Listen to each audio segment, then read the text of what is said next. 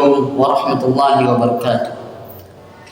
Alhamdulillahi rabbil alamin wa bihi nasta'in ala umuri dunya waddin.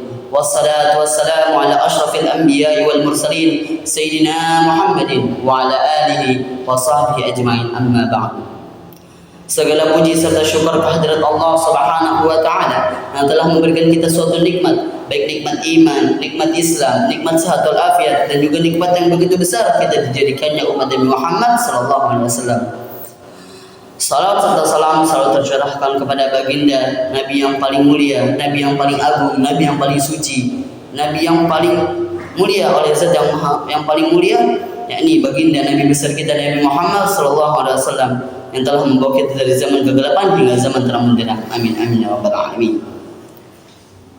Sebagaimana Allah Subhanahu wa taala berfirman di dalam Al-Qur'an, A'udzu billahi minasyaitonir rajim. Bismillahirrahmanirrahim. Waqfid lahuma janaha dhulli minar rahmati wa qur rabbirhamhuma kama rabbayani shaghira. Dan rendahkanlah dirimu terhadap keduanya dengan penuh kasih sayang, dan ucapkanlah, wahai Tuhanku, sayangilah keduanya sebagaimana mereka berdua telah mendidikku pada waktu aku kecil. Jadi yang dimaksud ayat Al-Quran ini adalah Allah Subhanahu wa taala menganjurkan atau mewajibkan kepada umat-umatnya Rasulullah sallallahu alaihi wasallam, kepada seluruh manusia, yakni berbakti kepada kedua orang tua. Dan oleh karena itu, karena orang tua adalah orang yang paling berjasa di dalam hidup kita. Karena orang tua juga telah mendidik kita dari kita baru pertama kali lahir sampai saat ini kita masih telah dididik oleh orang tua.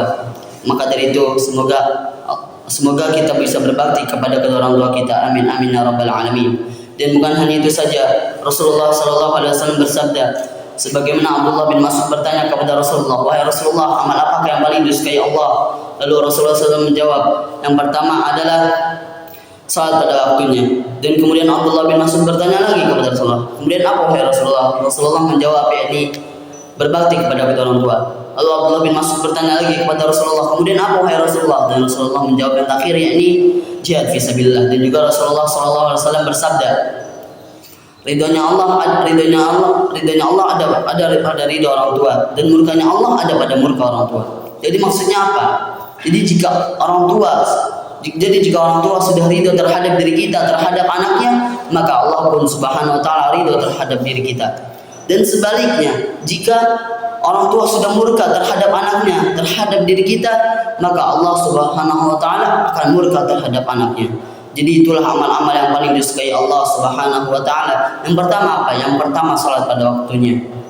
Dan yang kedua berbakti kepada Allah, berbakti kepada kedua orang tua. Dan yang ketiga adalah jihad fi sabilillah.